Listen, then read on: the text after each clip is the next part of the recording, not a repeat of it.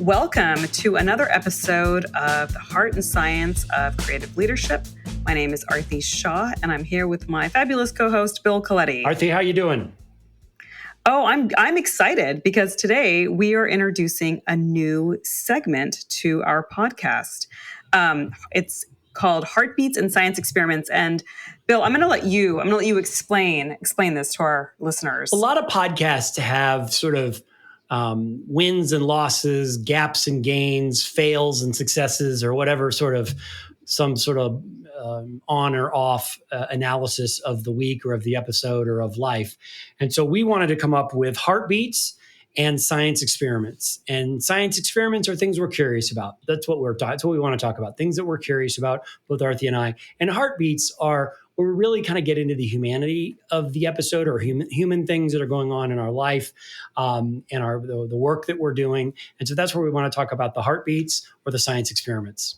Yes, and of course, for anyone who hasn't seen the obvious connection, right? The heartbeats and science experiments of creative leadership. So it sort of ties back into sort of the overall theme of our conversations. Let's start with heartbeats. What's making our hearts flutter this week? And I will say, so my friend AG, she has talked about this term. I think she coined it. It's called awe-economy, right? So in her 2024 predictions that she does annually for PR Week, she wrote about this. It's this idea that people are seeking these exhilarating, once-in-a-lifetime experiences in response to sort of the existential dread of living in this moment of history. And having just come back from seeing the total eclipse in Central Texas, I have to say the awe-economy is real. I feel like we're living in this moment where social media and the metaverse sort of want to trap us in this digital reality. And I think people are rejecting that and seeking awesome, in the literal sense of the word, moments. We saw this play out last year with the Eras Tour, for instance, right? And I was thinking about how I'm also reading reports about how young people, don't want to date anymore and they're opting out. And I think there's so many layered reasons for that. But I do think that one of the things that the dating app killed was the exhilaration of sort of locking eyes and having very human connections. So I don't know, this is worth considering at a time where, it feels like brands are pushing people more towards a digital existence because they can track it and monetize it more easily. But there's a real pull towards, that which inspires awe. Yeah, no, I love that concept of awe. So my heartbeat is a little bit more personal and to another person. And it's the challenge that a client of mine is having. He's an owner and CEO of a $10 million firm. And he's struggling hiring an executive assistant. And he is really wrapped up in the ego and the negative, trying to be more humble around the impact that this executive assistant would have on culture and team and time. It firmly believes that it would make him more efficient, but his head tells him it will be a very efficient hire. His heart tells him is he doesn't want anybody to think he's building an office or that he's got an admin. And it's the first time he's been in a role like that. So his heart is really confused, even though his head knows that somebody to help leverage his workflow would make him that much more successful. I have been in that exact position myself and been worried about the optics of what an executive assistant, the optics of that and what message that sends. Yeah. So that's really I think it's a game changer when people do it. Yeah. Mm-hmm. Yeah. And then the science experiment is for me and is one just around what would a investment fund for freelancers that want to start firms, what would a micro donor fund of where we did $25,000 gifts, grants, or investments to freelancers, and they got surrounded with a team of mentors and advisors to help them with all kinds of value-added services as they build a firm. And so they get a cash influx. Maybe you get an equity stake in the firm. But that's kind of what I'm curious about and what that experiment might look like. Oh, wow. That's really interesting. I'm curious to hear how this sort of shapes out. So my experiment is I went to a speaker at my son's school recently, and they were talking about boundaries, and something that they said really stuck with me. And it's, boundaries are designed to keep people in. And of course, there's a plethora of ways this plays out in personal relationships and friendships, and I do encourage everybody to chew on that. But I was thinking about it specifically in professional services, right? How boundaries can keep people, clients, in, right? SMBs tend to overservice. They enable scope creep. They really sort of allow tyrant clients to sort of run wild, often on the promise of more revenue in the future. So I would just challenge people to experiment with. I mean, does having no boundaries really play out in the way that they expect? How would putting boundaries help keep that client in? And I think that there's some lessons to be learned there. So yeah, I think this is lots of good fodder here for our first beats and experiments. I love it. Good stuff. Yeah. So now we will turn to our conversation with Michael Young. Just a few things to listen for, right? Michael talks a lot about working in your business versus working on your business. And I think there's a lot to learn there. So listen for that. And also listen to how this sort of, the dichotomy between finances versus people, how that sort of plays out in sort of operational decisions. Yeah, and in particular on that latter point, particularly in the context of a big agency versus a boutique agency, with the emphasis on people versus the emphasis on finance. And he's got a really nice stacking of issues, the way he looks at companies that's really quite refreshing, and really true to his brand promise of what he's trying to build, about trying to be sort of an unorthodox holding company model, if you will. It's a different, unique way. So I think he's got a lot of really great things to say about that. Michael left Access in 2015 and started Millwright Partners, which is a fascinating new model for founders. And I will let Michael explain that more himself. Welcome, Michael. Thank you. It's great to be here. Millwright sort of born out of an idea that maybe agency holding companies or marketing services holding companies could be done better, having witnessed some of the sins of omission and commission done by others. Well, we should actually put this into some more context, right? So when you're saying holding companies doing it better, because you've witnessed an acquisition firsthand, right? So when you were at Access Communications, it was bought by Omnicom. And can you tell us a little bit about what that experience, like what did you see in that experience that made you think that there's got to be a better way? Yeah, well, and I wouldn't, I've seen many acquisitions. I lived, several firsthand, that Omnicom or the Ketchum acquisition of Access. Generally productive, I think, overall over the course of our time together, it generally worked. However, long term, I think the emphasis on financials over people is probably the thing that generally is what implodes services firms post-acquisition.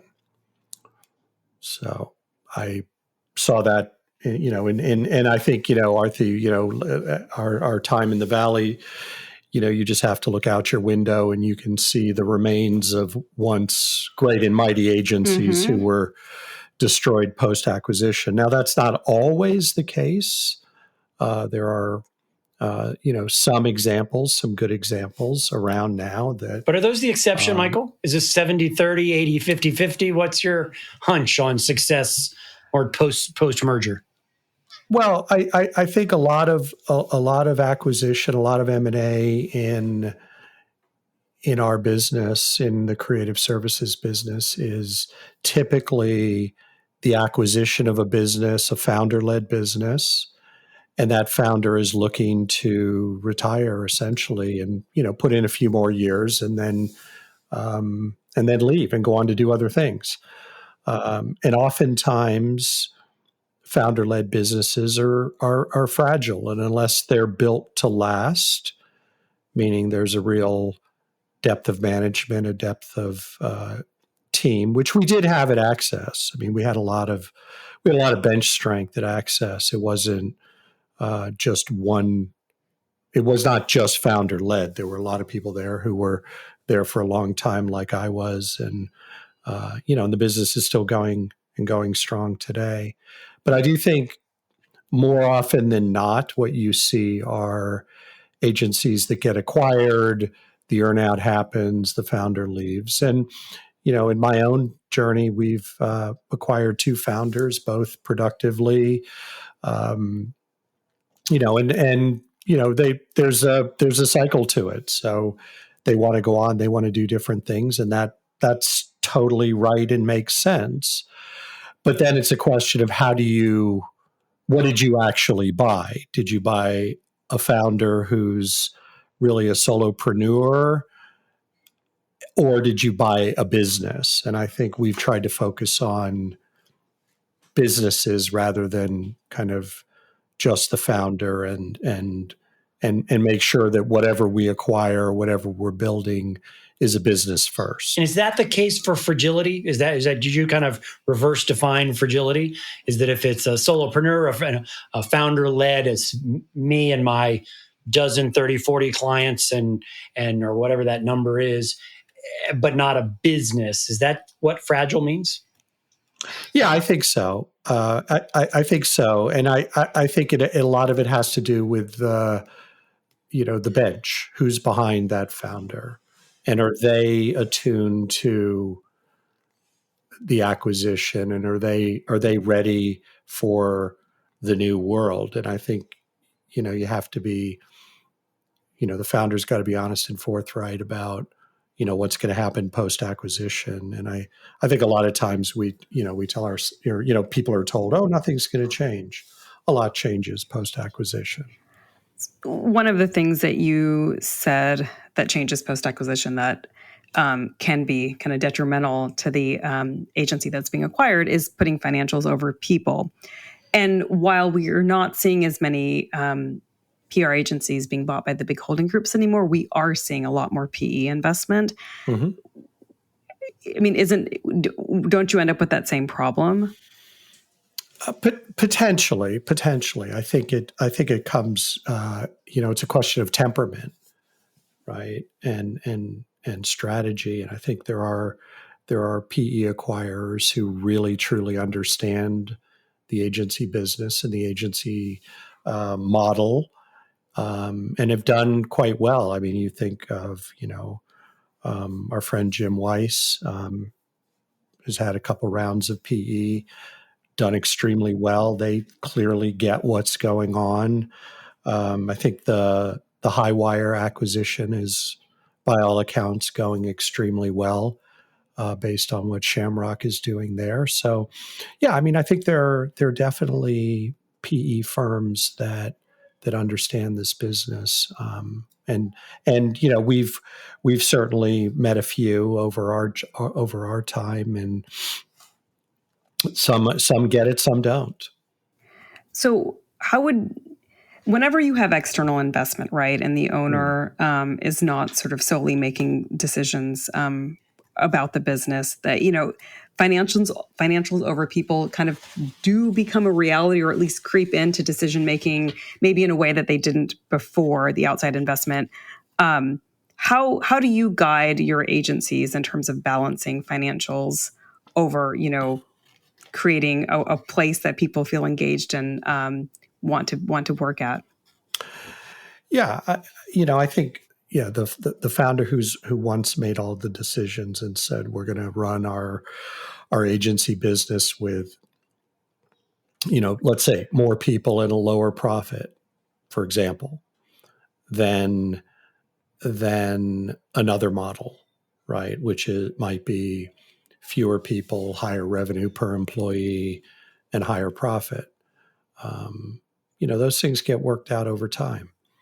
And I think there are compromises. There are things that you must do, and there are things that you should do. And I think we've tended to make decisions on people first, and I think I'm pretty sure we have receipts for that. and that in our business, it's people, clients, results, and if you put them in that order, it tends to work out pretty well. If you focus on the results and not the people, then you're creating a future deficit.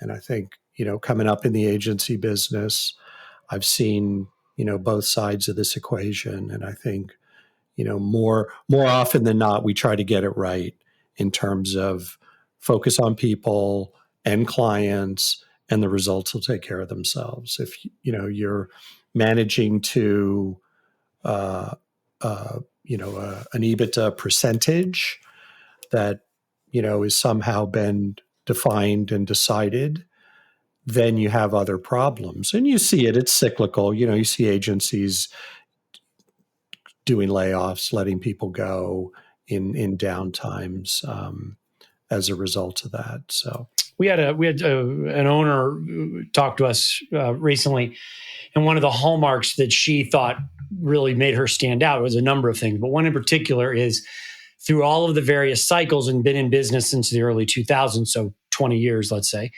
and said never had to do a layoff, and that was a sort of a nice badge of honor. Layoffs are horrible. They're horrible for everybody involved, but sometimes they need to be done for right sizing, and sometimes they need to be done for market reality and market reasons. If someone were to hold that out as a banner or a badge of success, that we've never done a layoff, is that an indication of good leadership? Is that an indication of fear to make those kind of decisions? Just react to that notion of I'm never going to lay anybody off, and that's how I want you to grade me as an owner, because I've never had to do that over 20, 25 years. What's your reaction to that? Well, I'd say they're incredibly lucky, first and foremost. Look, I mean, it could be both, right? It could be an incredible sense of foundation and leadership. It could also be somebody who may not be, facing up to some tough choices. Yeah.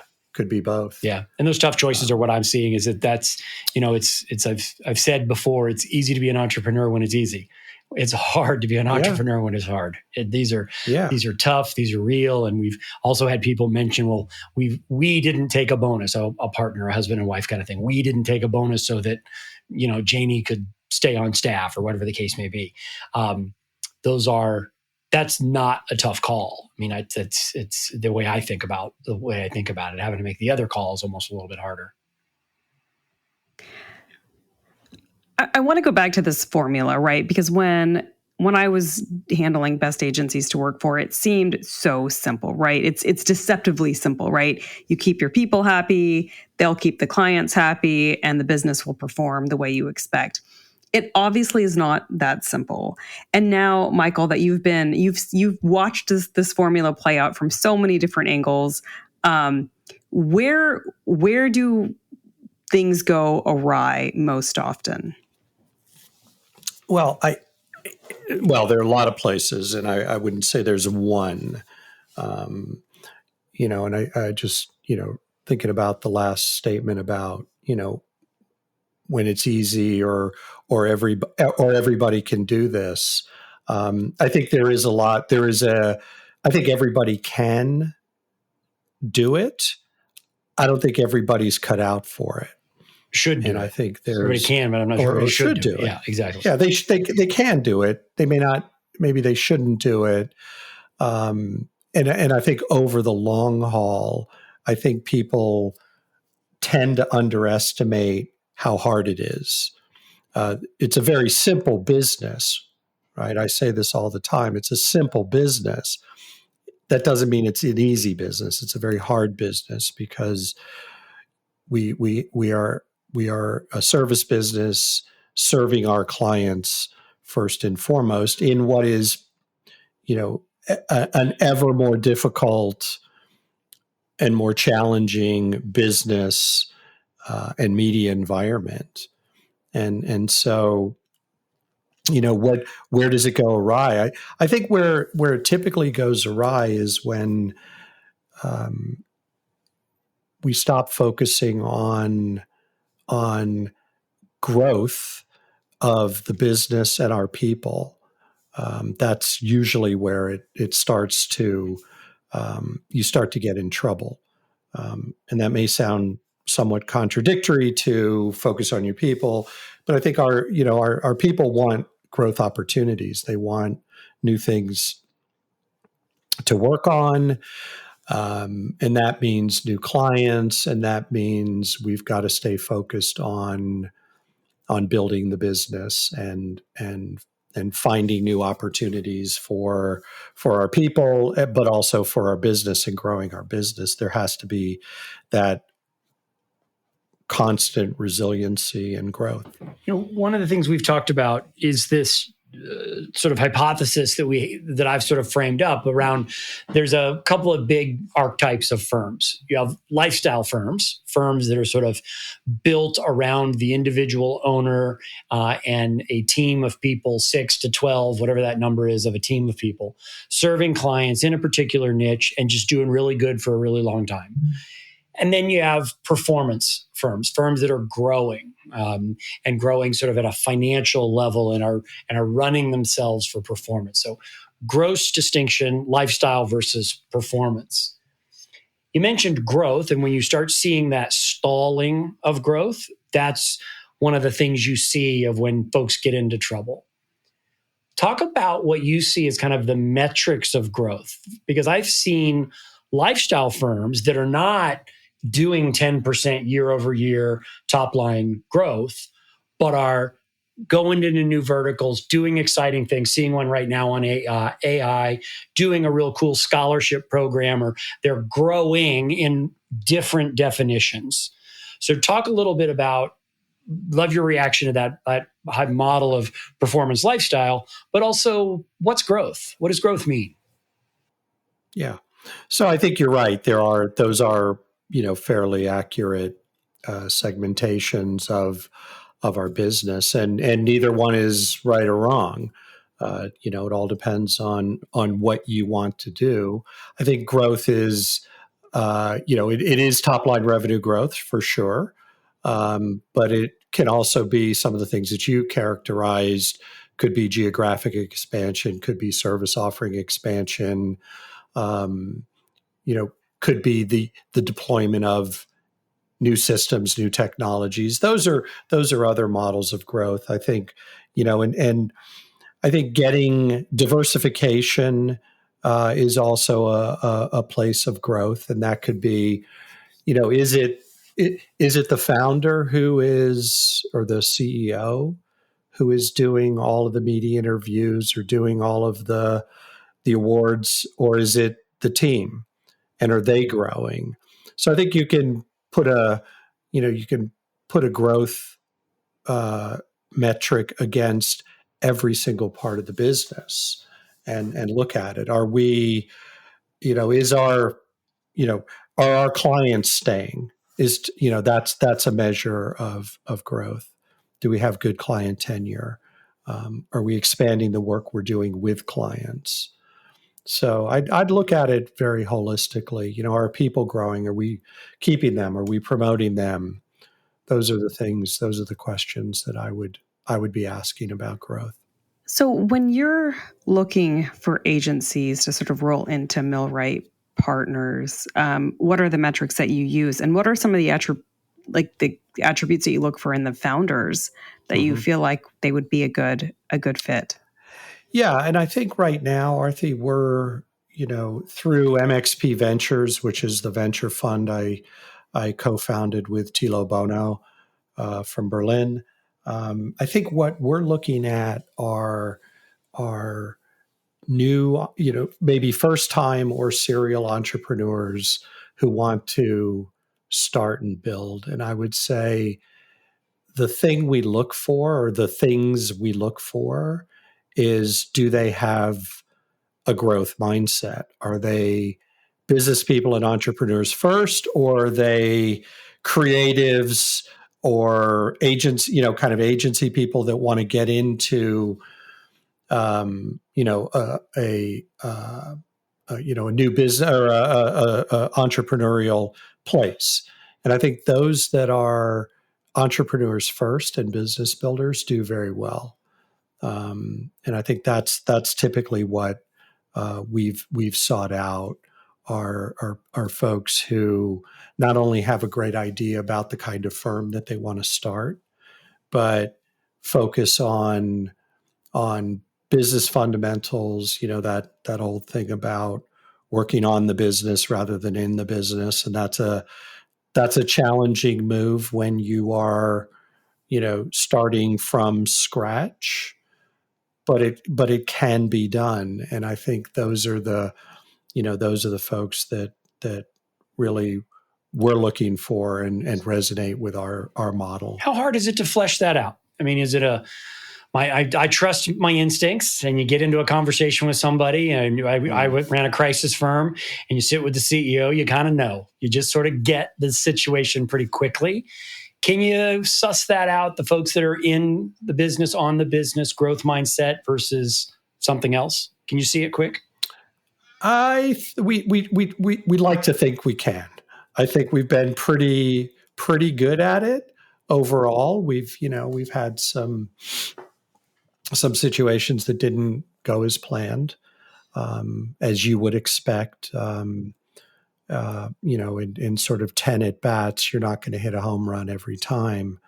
But I think you can see it. You can see where their primary focus is, right? And I do think what's we've learned a lot of is how do we then measure that in the first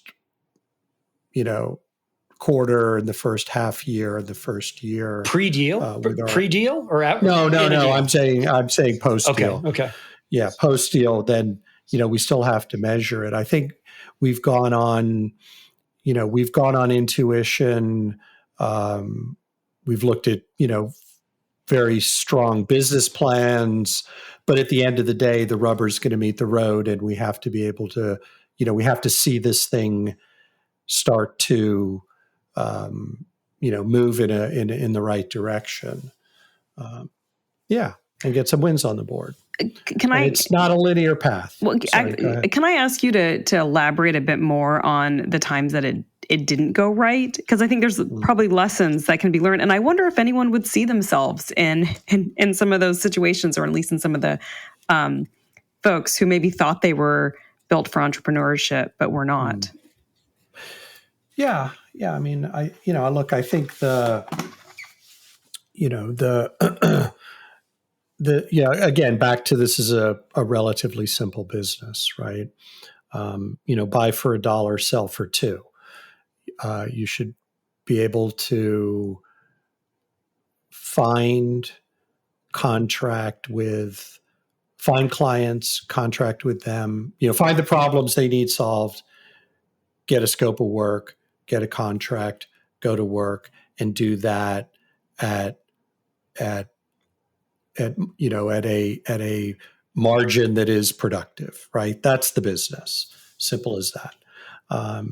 And I think, when it's not gone well is there isn't a lot of kind of internal clarity on those points. We try to keep everybody focused on those numbers, but I think at the end of the day, when it hasn't gone well, the individual or individuals were not able to see that their job is growth all day, every day, growing the business, growing the agency.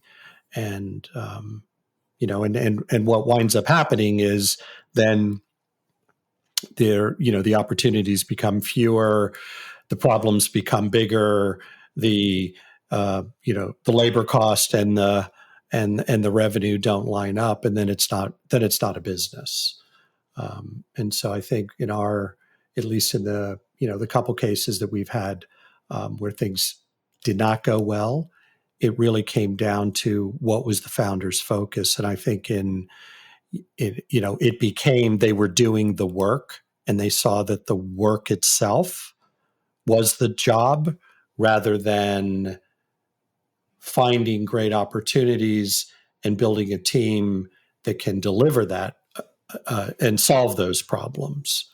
So it sounds like the same thing, but they're actually two very different mindsets and behaviors and practices and disciplines and temperaments. And I think, and we've had a couple of folks who, got into it and didn't at first blush looked like they were cut out for it.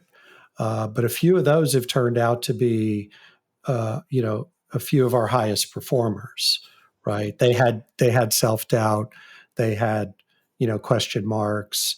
But I think that's where, with a little bit of backing, some advice, some mentorship, some counsel, and sort of some pushing, we've been able to turn those into some very productive businesses. And I think just to, my yes and to that is just the simple clarity. You said, I think you said something to the effect of, everybody's heard of Michael Gerber's work of In Your Business and On Your Business. I'm surprised when I talk to people, a lot of people haven't heard of that, which is just kind of table stakes. So I think we should feel that way about just about everything in our life. Not everybody's heard of it. And so being reminded there's another way. There's another way. You don't have to be in every campaign. You don't have to be in every client negotiation, conversation, fill in the blank of whatever the task is. And just a clarity that on the business is a real job, and on the business is a critical job. And I just think people need to be maybe less reminded, but hey, there's a different way to be an entrepreneur. It's not being chief cook and bottle washer, which you've sort of been fantasized in mythology. There's actually a different way, and probably a much better way to be an entrepreneur, on your business. Well, absolutely, and I think in the creative industry in general, and speaking, as somebody who's watched and observed other leaders in this business, I think there is that gravitational pull always back to the work, and it's good, it's right. There's nothing wrong with it.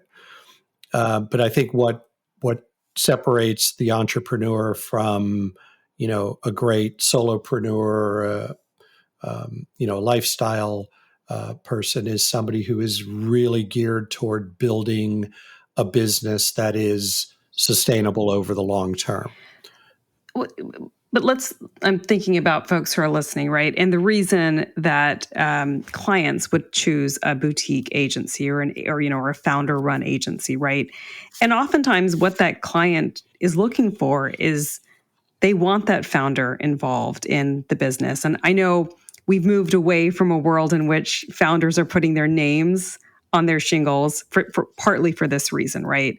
They don't want to be that intertwined with the business and client expectations. But what would you say to a founder who's listening who can't extract themselves necessarily from being in the business because that's what they've built their value proposition around?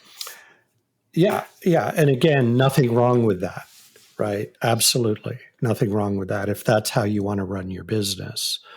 I think what it is generally is an indication that you've not developed a team, you don't have a succession plan, that you are potentially the single point of failure.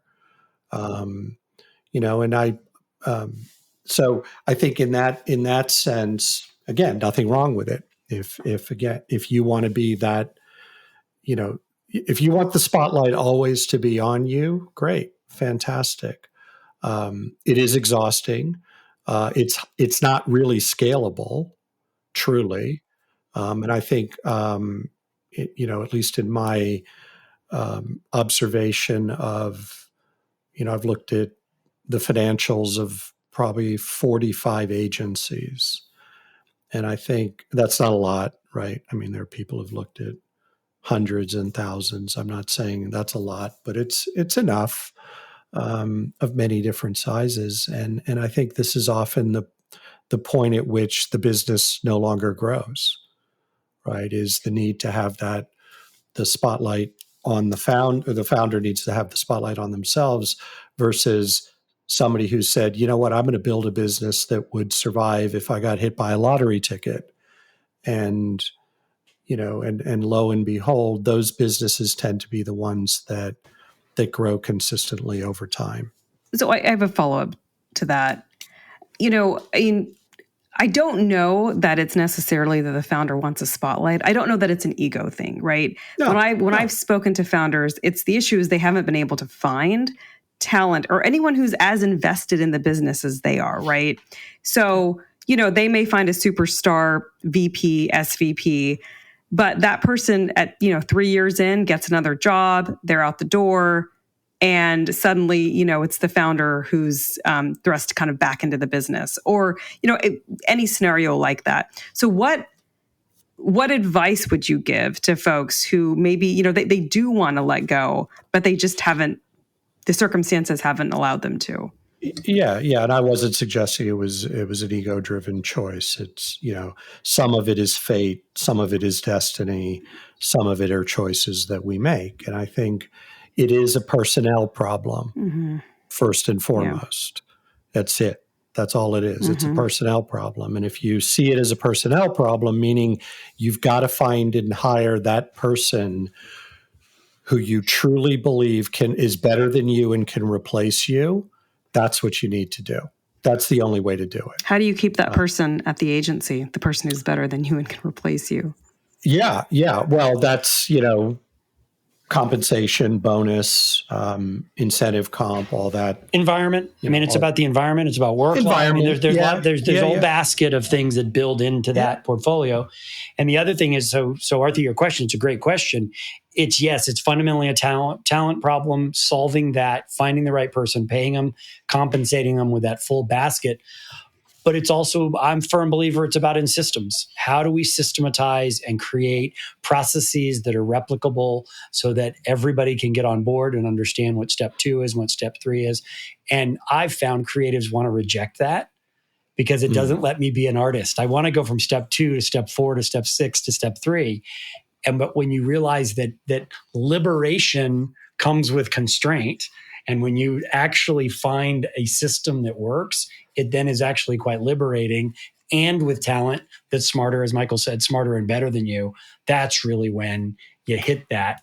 Last thing is, for most of us, for me, my first 3 years, I usually say, well, nobody can do it. I'm the only one that can do it because I'm this great sage. But when someone tapped me on the shoulder or hit me on the side of the head and said, no, just write it all down.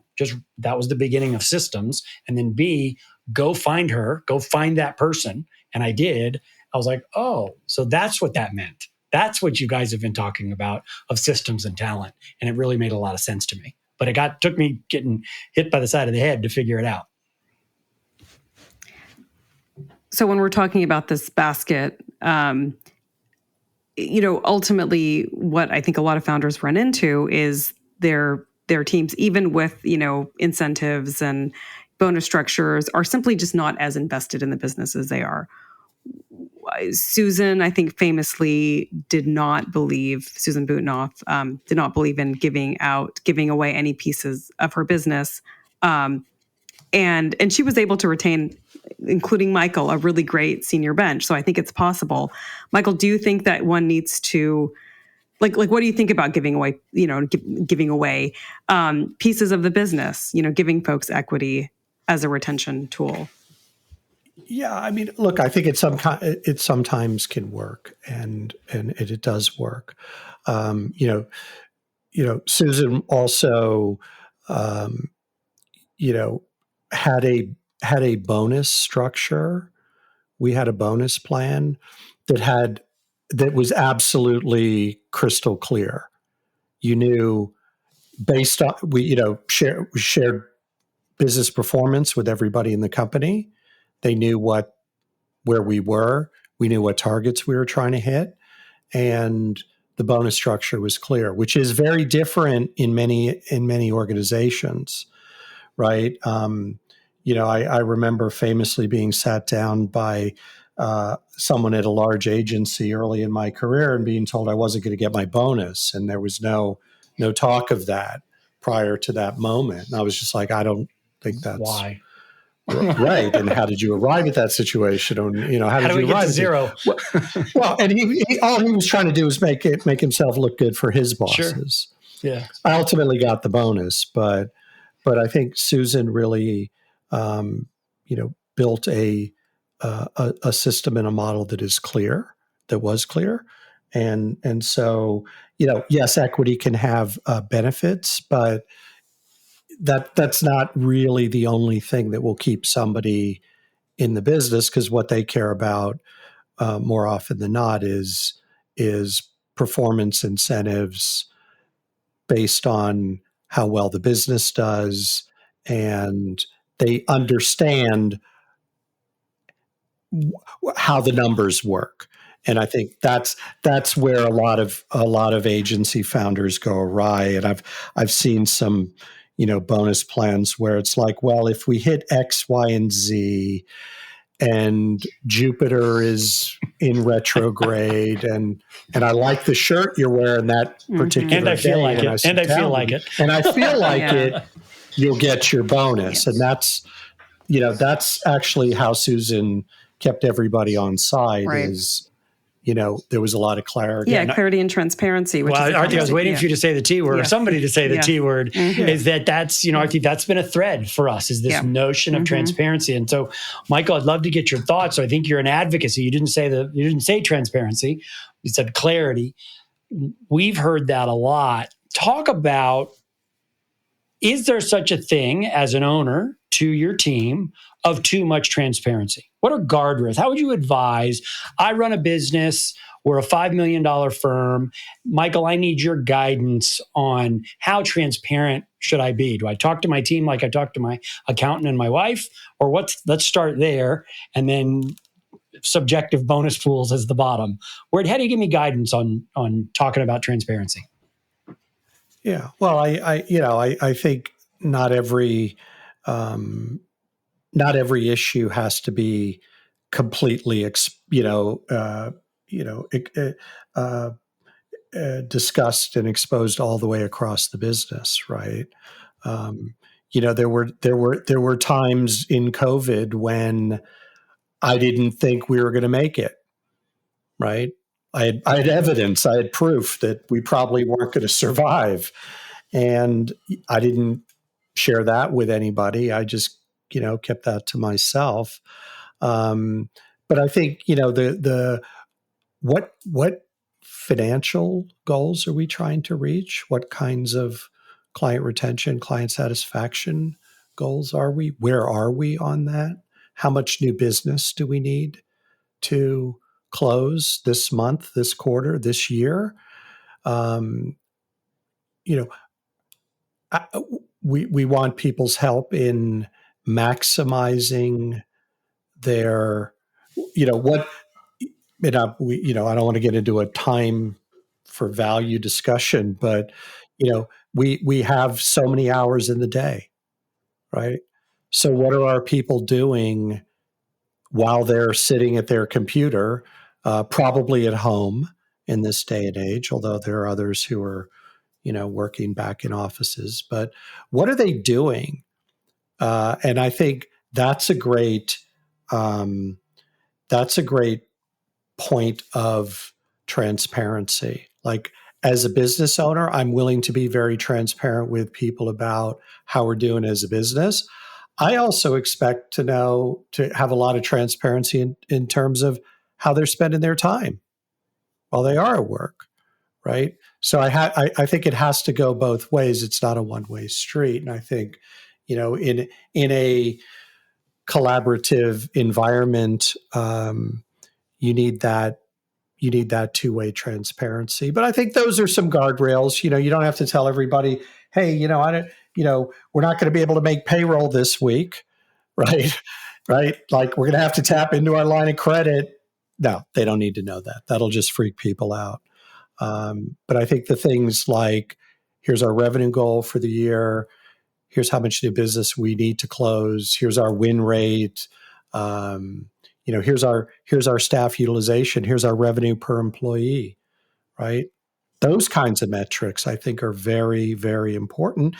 And I think, the other observation I've had about very senior people who've worked in agencies, they don't all understand the sharp end of the stick in terms of financials. They don't need to. They just, they just go do the work, they do just the thing. Show up for work, do their thing.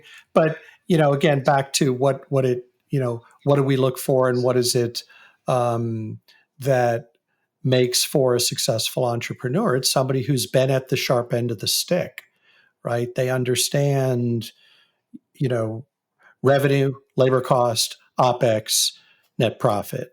And they understand things like revenue per employee and revenue per client and client profit margin percentage, right? Over servicing, under servicing, those kinds of things.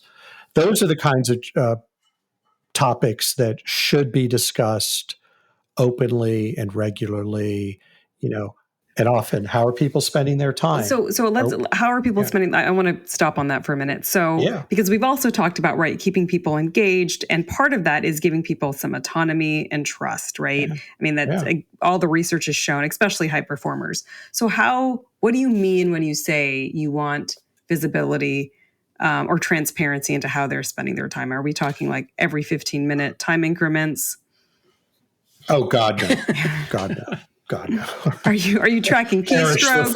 Well, because I know of agency owners that right at COVID, they did not trust their employees. So they were installing software to like track keystrokes, and I've seen the cameras, right? That they'll periodically take your photo to see if you're sitting there. So what are we in our business? What is transparency? What kind of transparency do you expect from your employees? Yeah. Well, look, I think if we take the notion that in professional services, there's such a thing as engagement risk that we internalize as a business when we take on a client. And within that engagement risk model, there are opportunities and there are threats to our business.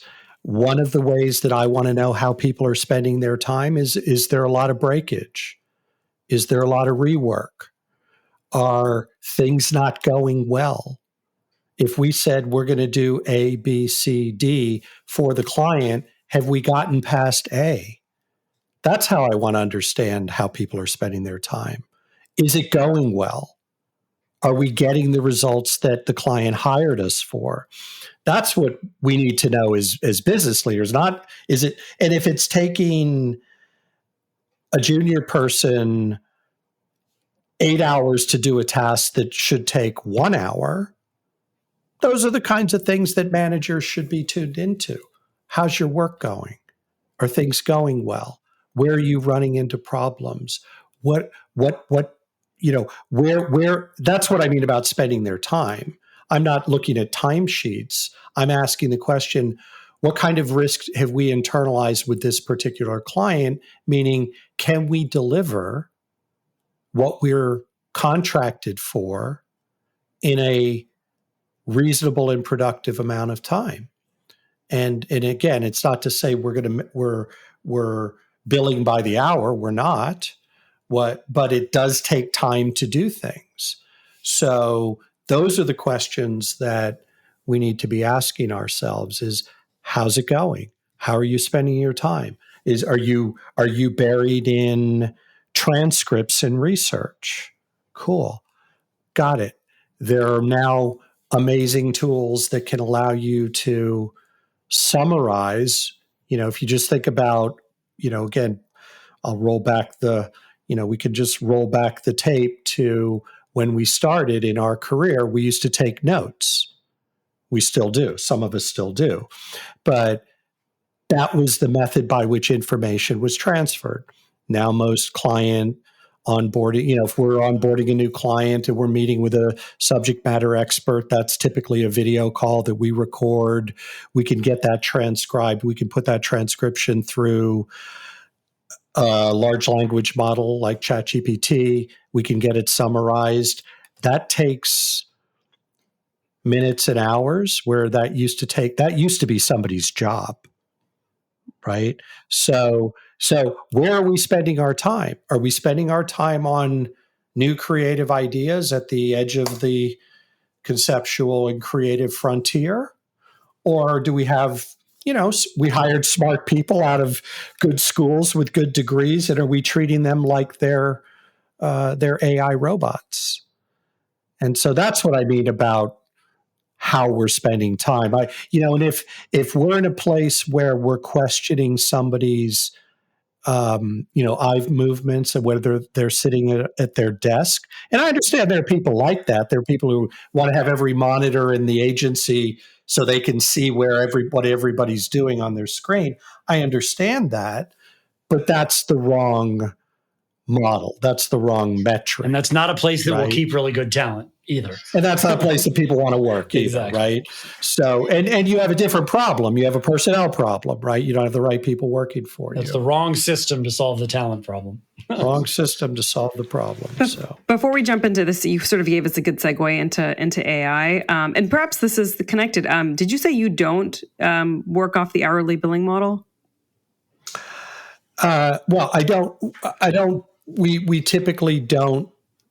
We track our time. Mm-hmm. Yes, we do track our time. But how do you charge clients? Retainer. Okay. Mm-hmm. Monthly retainer. Yeah. Okay.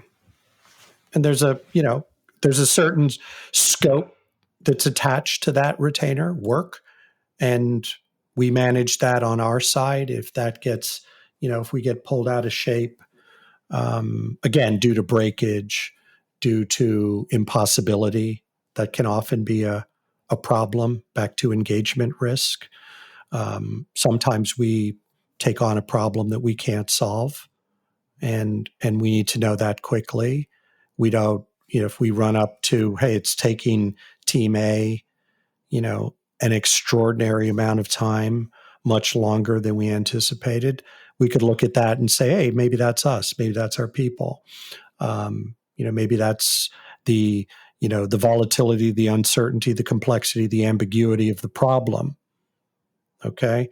Or it may not be a problem we can solve. And if it's not a problem we can solve, we should not be necessarily using our time and our people and our resources. And fess up to it and go to the client with another side of transparency. We need a different set of parameters because these are not working. Yeah, these rules of engagement don't get it done. Yeah, absolutely. Yeah. So, we want to talk to you a little bit about AI and get some of your thoughts, but we got to be careful. This isn't a futurist podcast, so don't want to necessarily predict, but I want to try a question, and then maybe that'll open the door, Aarti, for us to have a conversation just about it writ large. So I had an experience with one of our clients. We were talking about AI, coaching client with a founder. And when a moment ago, you were talking about the leader going down to the team to know what they're doing. What are you working on?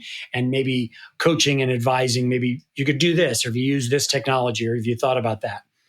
The leader was struggling with, I don't know what the hell's going on with AI. And I got my most junior members of my team that are innovating and bringing me innovation. And so one thing is just leaders to be open to new ideas and to really cultivate that from their junior team.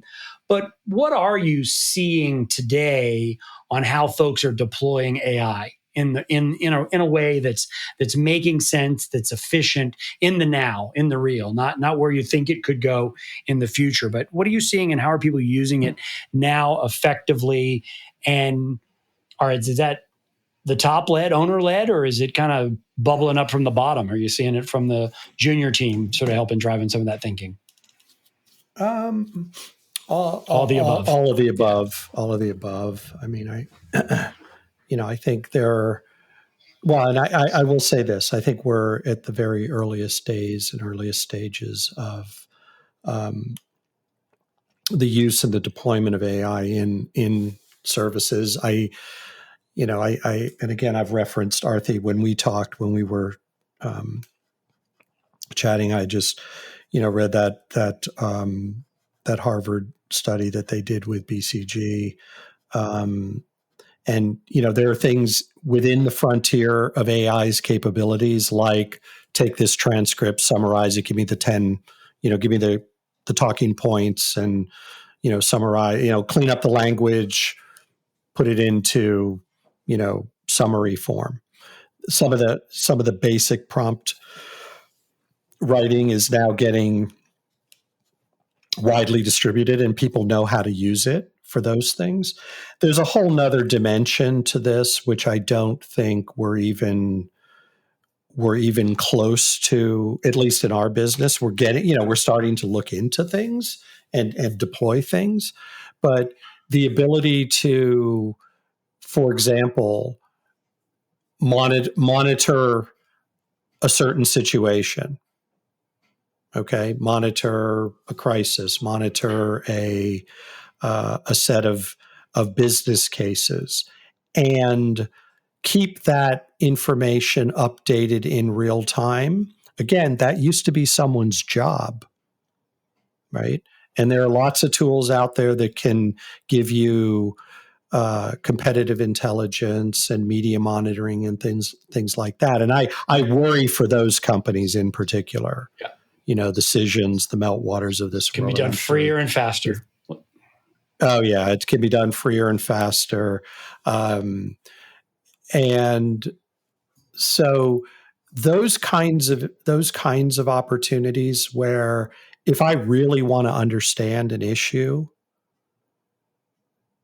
GPT, Claude, any of these tools with some modifications, and a lot of it does go into the custom instructions that you give these systems, right? If you just treat them like, if you treat it like the Google search bar, and every time you come to it, it's a new thing, you get some utility out of it. What I've now been exposed to and what we're working on are how do we actually train these systems to, I want to train it to write like me. I want to train it to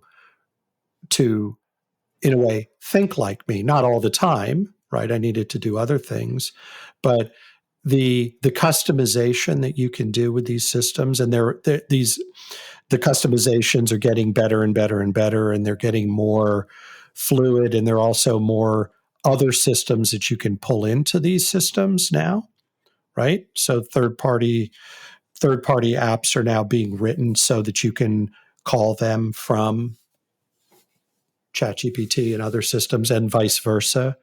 You can embed GPT into other systems. That is where this then becomes a game changer, and where people's time and their ability to focus on the solution to the problem rather than understanding the problem and coming up with, the minimum understanding. That usually takes 80% of the time. Just to understand the problem takes a long time. Now we can understand problems much faster. It doesn't mean it means our human brains can then start to think about recommendations and ideas and creative solutions and answers to tough questions, which we will still have to do. And that's the value add. That's the value add. Yeah, that bottom level, which we used to get paid for, is no longer value add. It's that cream on top is the value add. Yeah. And I always thought about, because I remember this with like scoring media coverage, right?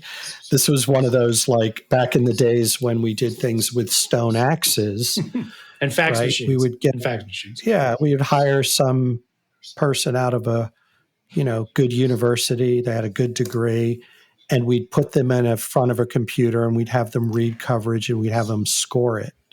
Yeah. right? Right. Like, And right? yes. We were all there, and we did it. Yes. Okay, but can I let's go back up for a second. So it feels like there's two major applications for AI in terms of AI both in like on the business, right? So sort of identifying efficiencies and some of the things that you're talking about.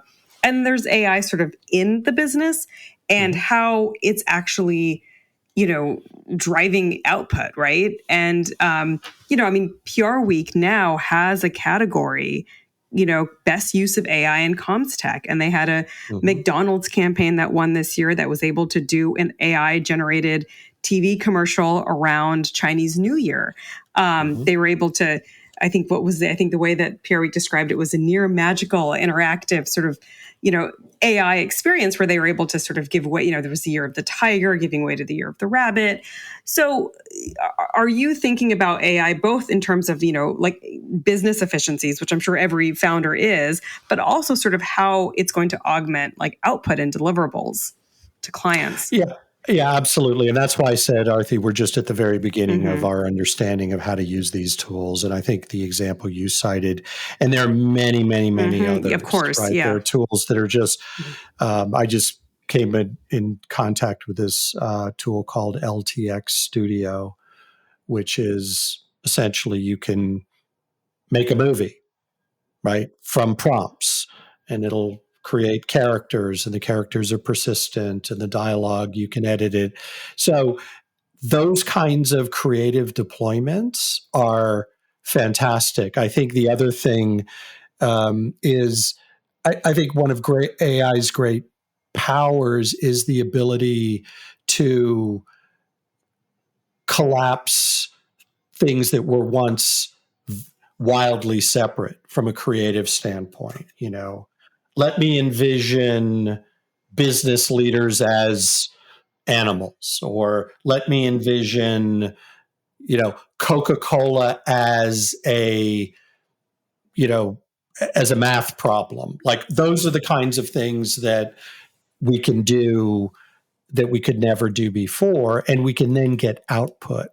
And again, back to this, you would need to spend years and years and years on how to become a filmmaker, or a tool like any or a graphic designer. And by the way, I'm not suggesting ever that these tools will replace the best in our industry, because I don't believe that. I believe that there will be a place for AI generated content, but it will almost always fall far short of the emotional payload that we can deliver as humans.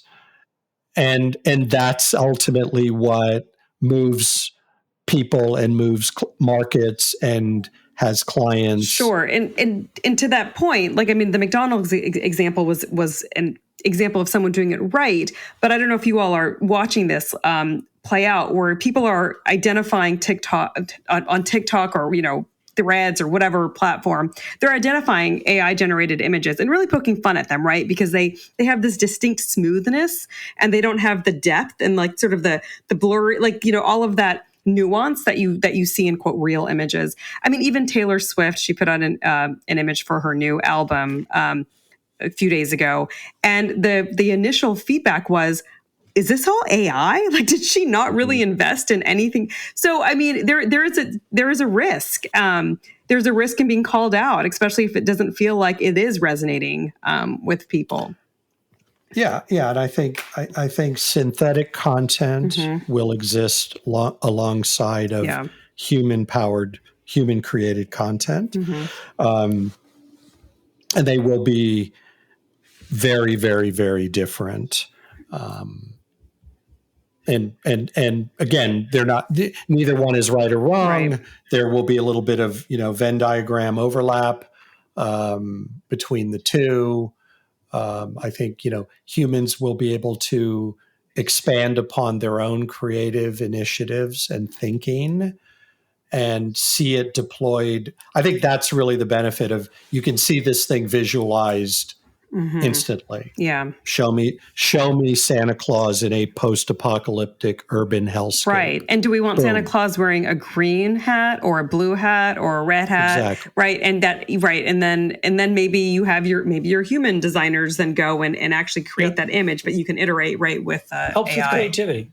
Yeah, absolutely. So Michael, let's go back to that hypothetical. So I need some advice. So I am the founder of a $7 million issues managed corporate public affairs firm, do some public relations, all obviously B2B type clients. We're not doing a lot of high level commercial type stuff, but we're an advisory firm is what we like to call ourselves. Give me a handful of things I need to be doing in April of 2024 around AI. What should I be thinking about as the owner of an agency? The type may not matter, but as I'm the owner of a creative services firm, what do I need to be doing and thinking about today? Not to be a futurist, but to be a survivor today. Yeah. Yeah. Well, your clients all have competitors, or the clients of this agency, hypothetical agency, all have competitors. So how well do we as a team understand the initiatives, the strategy, the current, if you just take the management discussion out of the the quarterly filing, right? If we just ingested all of that into an AI system and had it summarized, the entire team could be kept up to date in a way that they couldn't 2 years ago, right? So again, the senior team should be thinking about not only our client, but what's going on in the boardrooms and factory floors of our competitors. What better way to do that? If you were thinking about, maybe some of them are, have sustainability initiatives. How about ingesting the corporate sustainability report and then comparing and contrasting it to the sustainability report of their top 5 competitors? That could take a human, how long? Weeks? I mean, a week. Yeah, let's just call it a week. A good analyst would take them a week. Absolutely. AI could do that for you in an hour. So with a little bit of handcrafting of the prompts in that hour. Yep.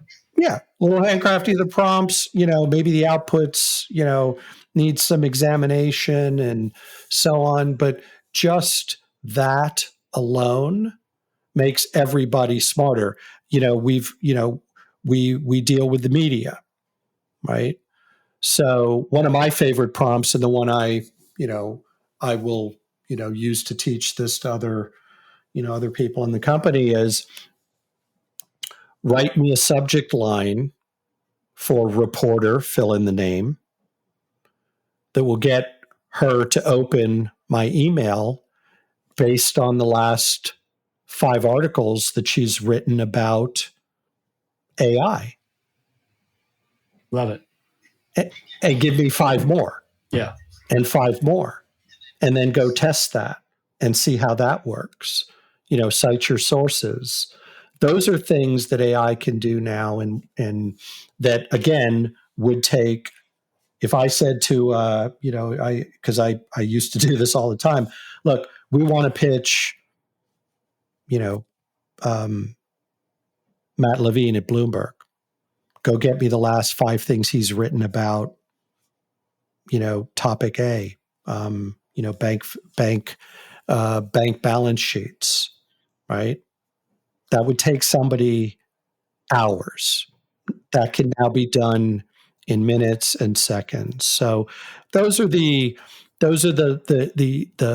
low hanging fruit. But do I need a VP of AI in my agency? Do I need a Mr. or Mrs. AI in the firm, or are we all that? Like, we don't have a Mr. or Mrs. email. Yeah, I don't think you have a Mr. or Mrs. email. I think you don't have a VP of email. I think I think these things are, they work without knowing anything about how they work, which is great. That leads to a set of problems that need to be clearly understood, and there are warnings and red flags that abound with the fact that these systems are opaque and don't disclose how they arrive at their conclusions. But I think, again, with customization, with training, with building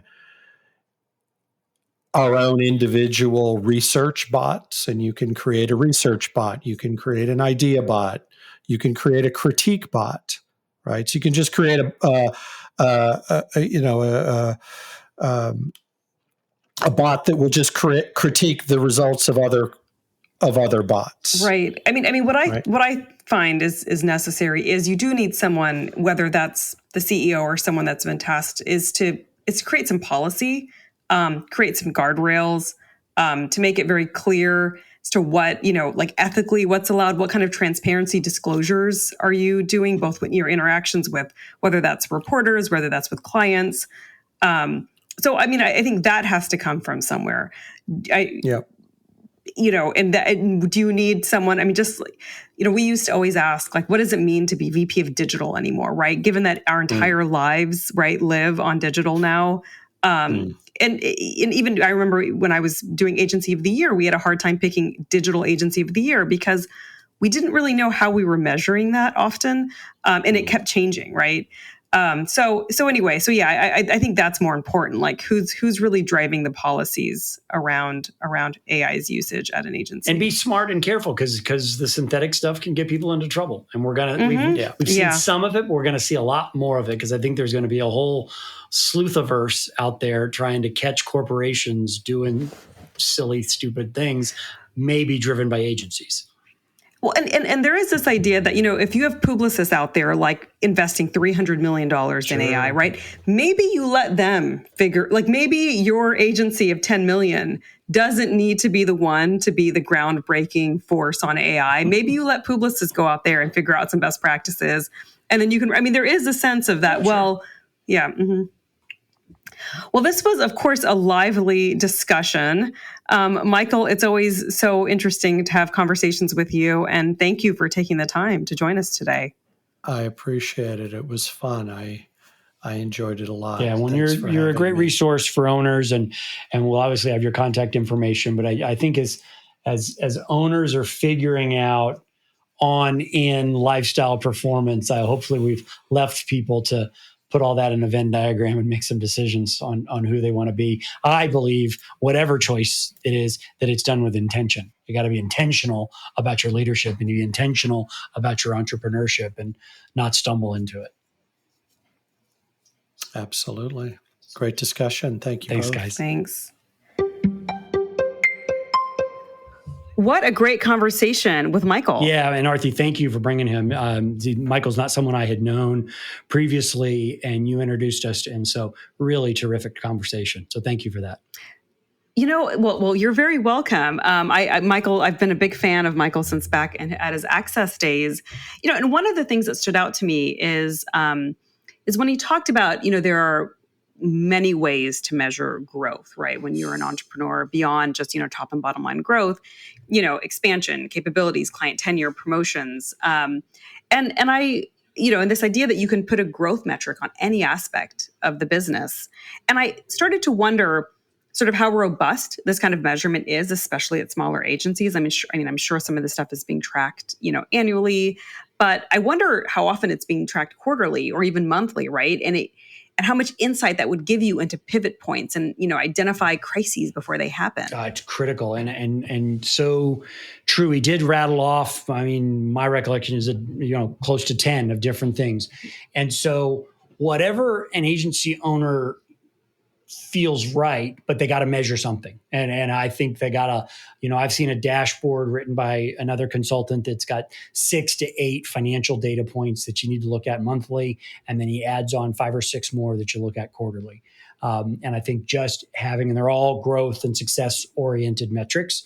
So I think to that other point, he said, people that run their firms like a business, I think if you're listening to this or you're an investor looking at firms like Michael, owners that don't measure things are owners that are driving without a steering wheel, flying without a map, pick your metaphor.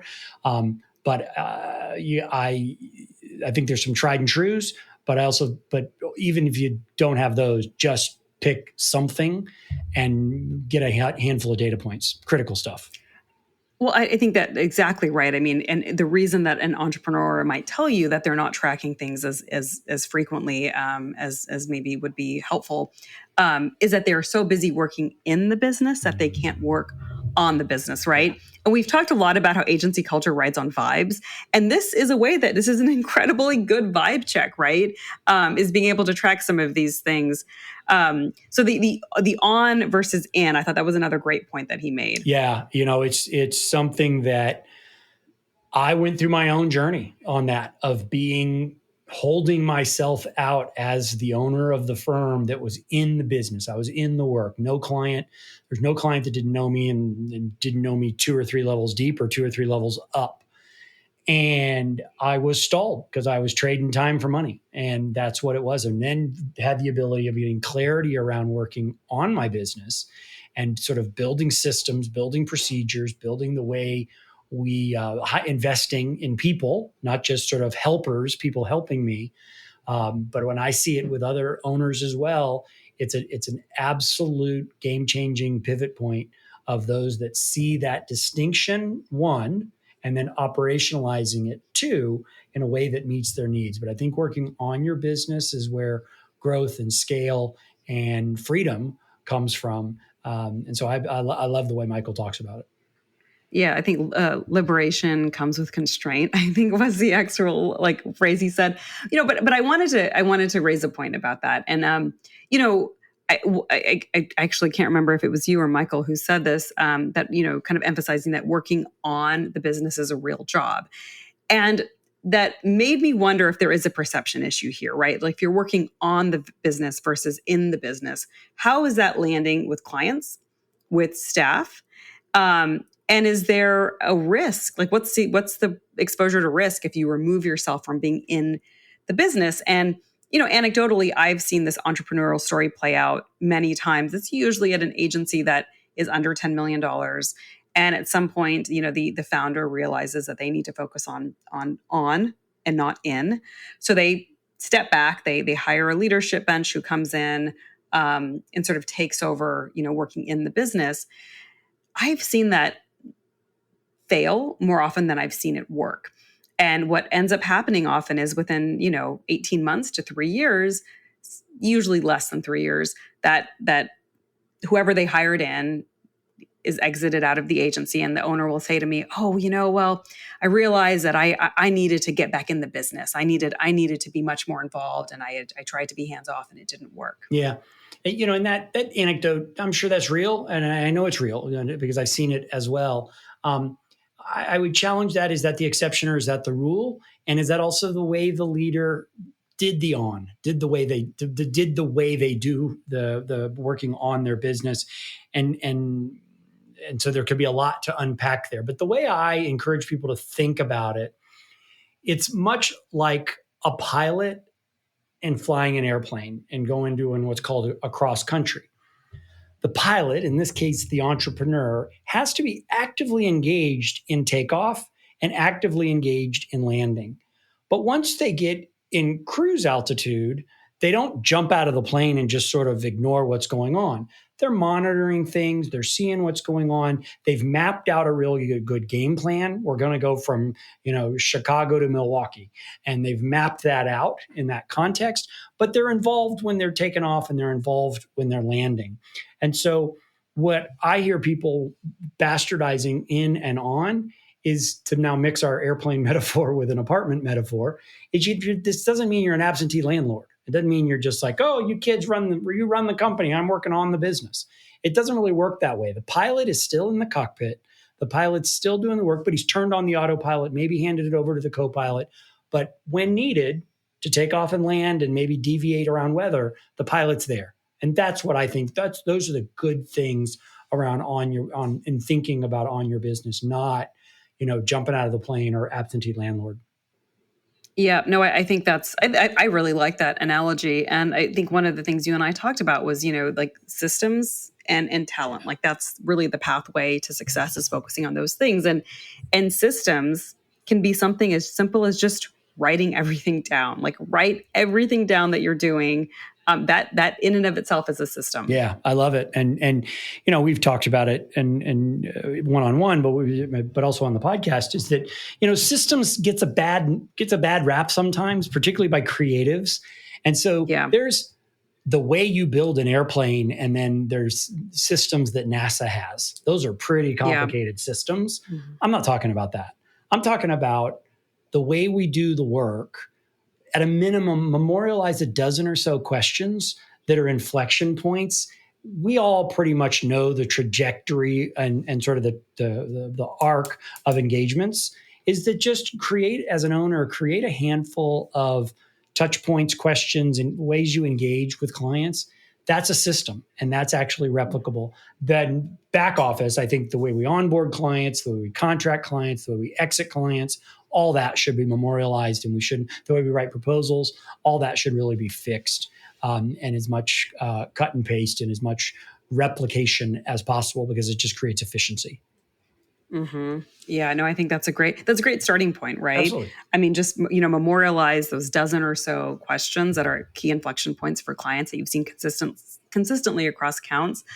Well, this was such a great conversation. I feel like there's even, I know we say this often, but I think this time in particular, there was a lot we didn't even get to with Michael. So yeah, and I think his whole holding company model is fascinating. Mm-hmm. I think what he's trying to do, and we didn't spend a lot of time talking about that, but I do encourage people to go, check out his website. It'll be down in the show notes, see what he's doing. And I think, I know that there are owners that have locked up capital that are figuring out, what's their exit. I don't know if that's Michael's thing, but there are resources, assets, investors, friends in the market that, and Michael kind of represents that. So I really encourage people to learn more about the value-added services that he's trying to provide that really aid entrepreneurs. Right, absolutely. Well, that wraps up another episode of Heart and Science, and we look forward to continuing this conversation with more creative entrepreneurs on this journey. Thanks, everybody.